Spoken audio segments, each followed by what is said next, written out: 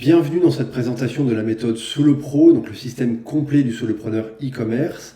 L'objectif, c'est de construire un business rentable en 90 jours, sans équipe, sans agence, sans surcharge.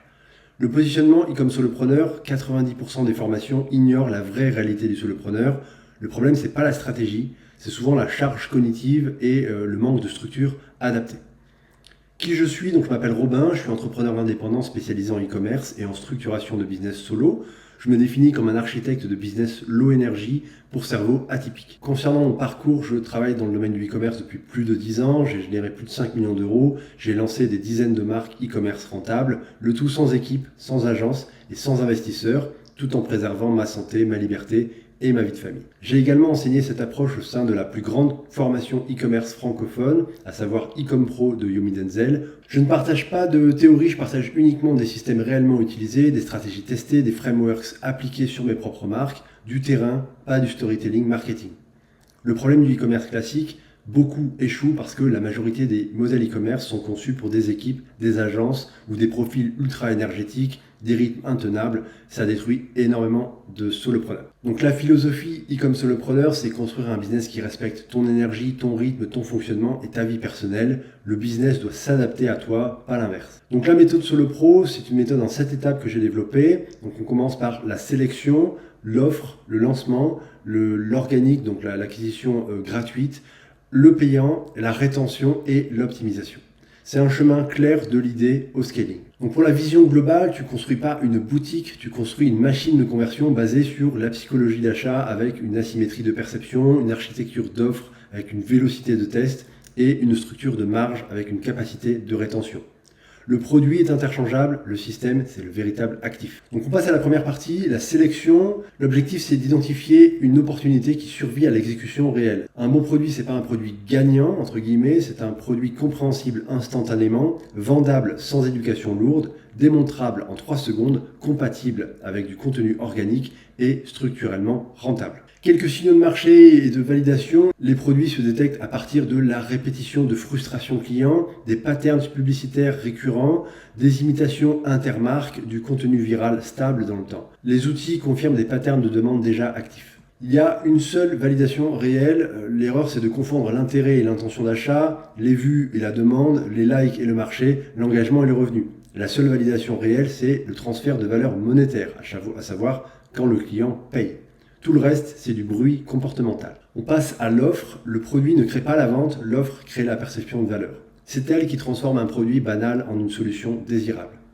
L'architecture d'offre, une offre performante, ça repose sur 5 leviers: la précision de la cible, l'intensité de la douleur adressée, la clarté de la promesse, la crédibilité du mécanisme et le packaging perçu.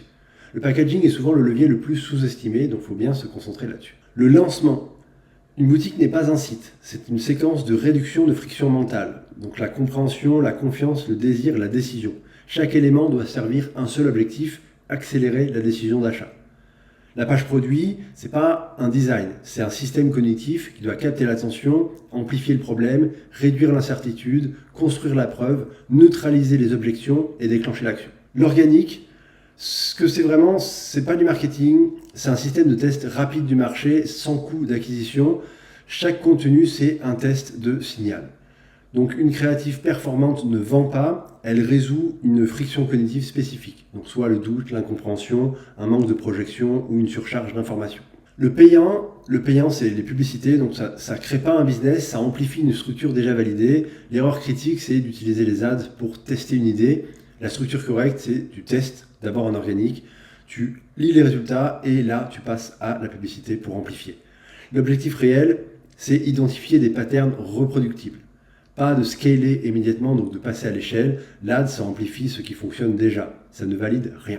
La rétention et la lifetime value, donc le profit réel, c'est pas forcément dans la première transaction, ça peut être dans la durée de la relation client. Donc les business faibles optimisent l'acquisition, les business solides, ça optimise la répétition d'achat, la valeur client totale, la durée du cycle de vie. Donc le LTV engineering, c'est l'actif le plus durable. L'optimisation, Scaler ne signifie pas faire plus, ça signifie réduire la friction globale du système jusqu'à ce qu'il tourne sans surcharge cognitive. Positionnement final, tu ne construis pas un e-commerce, tu construis un système stable, une architecture rentable, un actif indépendant de ton énergie quotidienne. Petit récapitulatif de la méthode Solo Pro, donc ça commence par la sélection où tu identifies une opportunité qui survit à l'exécution réelle.